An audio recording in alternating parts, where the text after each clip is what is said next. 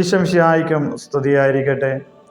ഈശോമിശിഹായിൽ സ്നേഹിതരെ, വിശുദ്ധ യോഹന്നാൻ്റെ സുവിശേഷം 17-ാം അധ്യായം അതിൻ്റെ 11-ാമത്തെ വചനത്തിൽ നാം ഇപ്രകാരം വായിക്കുന്നു: പരിശുദ്ധനായ പിതാവേ, നാം ഒന്നായിരിക്കുന്ന പോലെ അവരും ഒന്നായിരിക്കേണ്ടതിന് അവിടുന്ന് എനിക്ക് നൽകിയ അവിടുത്തെ നാമത്തെ പ്രതി അവരെ കാത്തുകൊള്ളണമേ എന്ന്.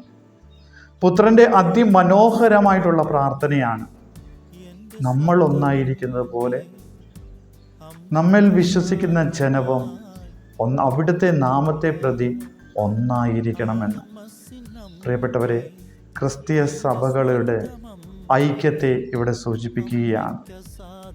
എന്തുകൊണ്ടെന്നാൽ പുത്രനിലൂടെ പിതാവിൽ വിശ്വസിച്ചുകൊണ്ട് ആ പിതാവിൻ്റെ നാമത്തിൽ ഒന്നായിരിക്കണം. അതും പിതാവും പുത്രനും ഒന്നായിരിക്കുന്നത് പോലെ.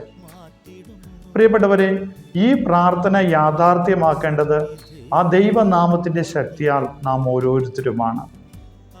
ഈശോയുടെ പ്രാർത്ഥന നമ്മുടെ പ്രവൃത്തിയിലൂടെ പൂർത്തീകരിക്കണമെങ്കിൽ ത്രിത്വൈക ദൈവത്തിൻ്റെ കൃപയും അനുഗ്രഹവും നമ്മുടെ ജീവിതത്തിൽ സമൃദ്ധമായി ഉണ്ടാകേണ്ടതുണ്ട്.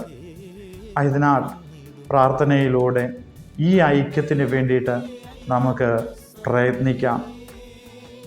സഭയിലോ അതിനു പുറമേ ഉണ്ടാകുന്ന എല്ലാ വിള്ളലുകളിൽ നിന്നും അതുപോലെ തന്നെ ഇടർച്ചയിൽ നിന്നും വിമുക്തമായി ഈശോയിൽ വിശ്വസിക്കുന്ന, പിതാവായ ദൈവത്തിൽ വിശ്വസിക്കുന്ന, പരിശുദ്ധാത്മാവായ ദൈവത്തിൽ വിശ്വസിക്കുന്ന ഏവനും ആ പരിശുദ്ധനായ പിതാവിൻ്റെ നാമത്തിൽ ഒന്നിക്കപ്പെടാൻ നമുക്ക് ശ്രമിക്കാം. ദൈവം നിങ്ങളെല്ലാവരെയും സമൃദ്ധമായി അനുഗ്രഹിക്കട്ടെ.